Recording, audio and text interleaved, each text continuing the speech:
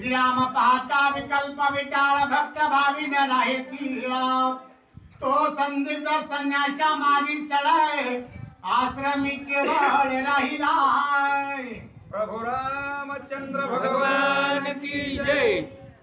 मनोज मारुतुल्यवेगम जितेंद्रियं बुद्धिमत्ता वरिष्ठम वातात्मज वानरायित्व मुख्यम श्रीरामदूतम शरणं प्रपदे। प्रथम सर्व श्रोते मंडळी यांच्या चरणी नतमस्तक। वाचक सुचेत गुणवान ज्ञानवान या ठिकाणी जे असणारे सर्व काही रामभक्त त्यांच्या चरणी साष्टांग नमस्कार।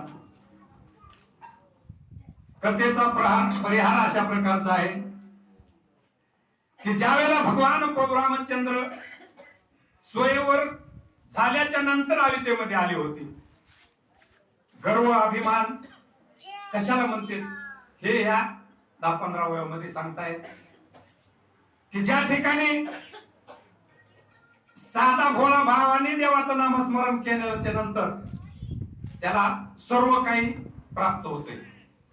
त्या ठिकाणी अग्निहोत्री जे ब्राह्मणाचं वर्णन सांगू लागले त्यावेळेस ते अग्निहोत्री ब्राह्मण कशाला म्हणतात की ते आपला स्पर्श करून घेत नाहीत, कुठल्याही रामभक्ताचा नाही, आणि त्यांचा सगळा वेगळाच अशा प्रकारचा ताप असतो। त्यांची अशी मनोवृत्ती असते की आम्ही एवढे पवित्र आहेत तेवढं पवित्र दुसरं कोणी नाही। म्हणून त्या ठिकाणाहून भगवान प्रभू रामचंद्र त्यांच्या जवळून गेले, पण त्याचा आनंद त्या ब्राह्मणाला घेता आला नाही। म्हणून पुढे जात असताना त्यांना असा विचार केला की रामाला तर पाहायचंय पण आपल्याला स्पर्श होईन, त्यांचा अहंकार मनामध्ये आला, म्हणून त्यांना रामाला जवळून पाहता आलं नाही। अशा प्रकारचे अग्निहोत्री ब्राह्मण त्यांचं सांगत आहेत वर्णन। मग त्या ठिकाणी वेश्या पिंगला त्या ब्राह्मणाच्या मधून पळत गेली का रामाला पाहण्याकरता ती तिथपर्यंत गेली, कारण तिचं देहभान सर्व काही शरीर राममय झालं होतं। तिला मी वेश्या किंवा मी एक तुच्छ जातीची असं तिला काही सुद्धा वाटत नव्हतं, कारण पहिलं वेश्या कोण करीत होते, एक आपण त्याच्या ठिकाणी कळवात म्हणायचं। अशा लोकांचं त्या ठिकाणी ती देहभान विसरली आणि रामाला पाहण्याकरता गेली। ज्यावेळेस मधून जात आहे का नाही त्यावेळेस स्पर्श झाला ब्राह्मणाला, तो त्या ठिकाणी त्यांना असं ठरलं की हिला जाळून टाकायचं असा श्राप द्यायचा आहे। पण त्या पिंगलाचं देहभान ती काय सांगितलं तिनं, जरी तुम्ही मला जाळून टाकायचा प्रयत्न केला तरी माझा काय जाळतान अहंकार, माझ्या मधला अहंकार वाईट बुद्ध्या सर्व काही तुम्ही टाळून टाकता। पण मी त्या राममय झाले, मी रामाला पाहिलं आणि माझं शरीर सगळं राममय झालं। अशी ती पिंगला वेश्या, तिचं वर्णन त्या ठिकाणी नाथबाबा सांगू लागले। मग हे अग्नी स्वयंपाकी, हे अग्निवती स्वतः संन्यासी असतात, हे स्वयंपाक करून हाताने खातात, हे कुणाला स्पर्श करीत नाहीत आणि कुणाचं अन्न सेवन करीत नाहीत। म्हणून त्या ठिकाणी त्यांच्यामध्ये गर्व आहे, देवापेक्षाही त्यांच्या मनामध्ये गर्व होता, म्हणून त्यांना भगवान प्रभू रामचंद्र दुरावले। संन्यासी कितीतरी तपश्चर्या करते, त्यांच्यावर वारुळ वाढते, कशा करता वाढते, भगवंताची आपल्याला प्राप्ती व्हावा याच्या करता त्या ठिकाणी ते तपश्चर्या करते। परंतु भगवंतानं ज्या वेळेस त्यांना जवळून त्या ठिकाणी जात आहेत त्याचा आनंद त्या अग्निहोत्री ब्राह्मणाला घेऊ शकले नाही। त्या पिंगलेचा विटाळ झाला म्हणून त्यांना कळलं मृत्तिका स्नान करण्याचा त्यांचा नेम असतो।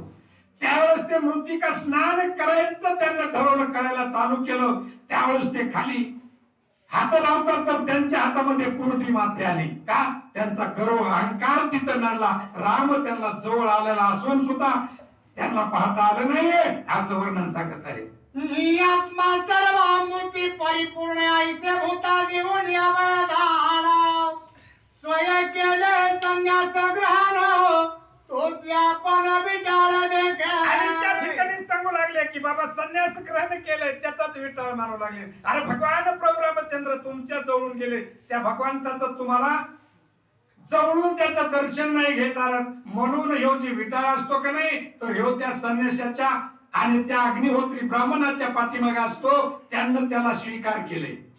आपले जे पकड जात हे एकमेकाला म्हणतात का आम्हाला शिवू नका. पहिल्या काळामध्ये असं होतं, ब्राह्मण कोणाला शिवून घेत नव्हती. आपलं पाणी प्यायचं नाही, अन्न खायचं नाही, अशी मनोवृत्ती त्यांची. म्हणून त्यांच्यापासून भगवान दुरावले असं सांगत आहे.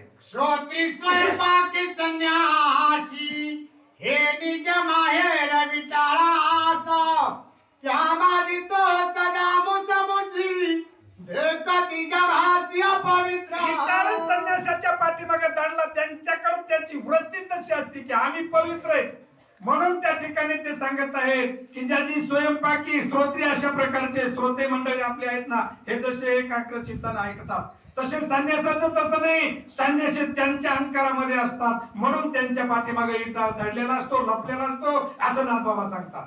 आईसी वादचा वेशा संन्याशासी श्रीराम गेला स्वाश्रमासाय संन्यासी करिता मृत्यू काष्टानासी आणि हाताची मृत्यू. आणि त्या ठिकाणी सांगितलं, हे सांगितलं कोणी की सर्व काही त्या पिंगलेने सांगितलं. मग ती त्या ठिकाणी प्रभू रामचंद्र त्यांच्या आश्रमावर गेले आणि मागा सांगितल्यासारखं त्यांना हे मृत्तिका स्नान करण्याचं त्या ठिकाणी ठरवलेलं आहे.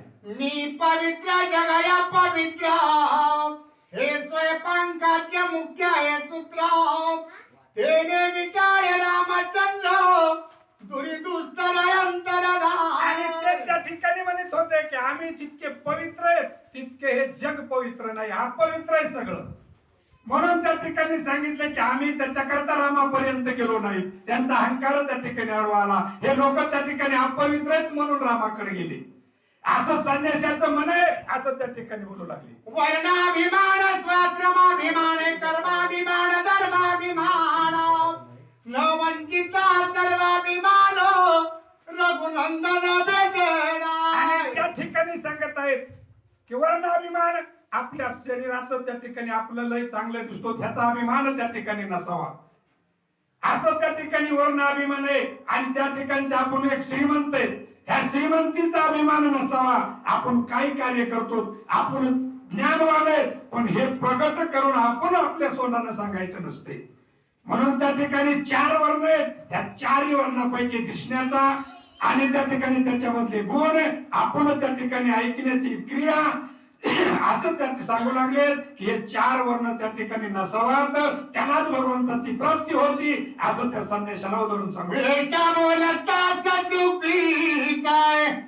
पिंगळावेशा कोण म्हणसी जेवा दुते चोवीचा गुरुचा यदुपासी संगीतली. आता ज्या वेळेला या ठिकाणी सांगतील की वक्त्याने रामायणामध्ये लिहिलंय, पण हे ज्या ठिकाणी आक्षेप श्रोती मंडळी घ्यायची की ही नेमकी पिंगला रामायणामध्ये आली कुठून, ही पिंगला कुठली कोण आहे, हिचं काही कारण नाही. त्या ठिकाणी सगळ्यांना शिवलेला अमृत ग्रंथ ऐकलेला आहे, पारायण केला असेल कोणी सगळ्याच्या, कानपाठ तोंडपाठ असेल. ही पिंगला 11व्या अध्यायामध्ये ज्यावेळेस कुकुट मर्कटाचं वर्णन ज्या ठिकाणी येतं, ती पिंगळा ही त्या ठिकाणी ती पिंगळा तिथलची रामायणामध्ये घेतली नाथबाबानं. आणि ही पिंगळा कोण आहे, कवांची काय सांगत आहे की ही पिंगळा दत्तात्रयाला 24 गुरु आहेत आणि ह्या 24 गुरु पैकी एक 24वी गुरु अशा प्रकारची असणारी ही पिंगळा आहे, असं त्या ठिकाणी कोणाचे दत्ताची गुरु आहे म्हणून या ठिकाणी घेण्यात आली, असं नाथबाबा सांगतात. श्रीराम पालना राजा भवान शांती अवनी आपण जीवा भावाचं लिंबनोन सांडीव बालून भरास. आणि इतका पिंगळेचा इतिहास सांगितला नाथबाबाने. तिकडे प्रभू रामचंद्राकडे गेले. प्रभू रामचंद्र नवरा नवरी सगळे त्या ठिकाणी आपल्या राजवाड्यामध्ये गेले. मग राजवाड्याच्या ठिकाणी गेल्याचे असताना त्यांच्याहून आपली कुणीतरी एक म्हातारी जाऊन त्यांचं लिंबोलोन काढून, समजा टोकळा म्हणा काही म्हणा, फेकून द्यायची अशी प्रथा असते. अशी ती शांती त्या ठिकाणी येऊन त्यांचं लिंबोलोन उतरू लागलेली आहे. 4 पुत्र सुना 4 वसिष्ठ धरोनिया करी प्रवेशाला राज मंदिर उल्हास बारीला निवसा. त्या ठिकाणी सांगू लागले की भगवान प्रभू रामचंद्राचं स्वयंवर सगळे दारात गेल्याच्या नंतर राजा दशरथाने काय केलं, आपले 4 मुलं 4 सुना आणि अशा प्रकारे त्यांचं लिंबून टाकल्यावर सगळ्याच्या हाताला धरलं आणि आपल्या राजवाड्यामध्ये त्या ठिकाणी प्रवेश केलेला आहे. वाजची मधुर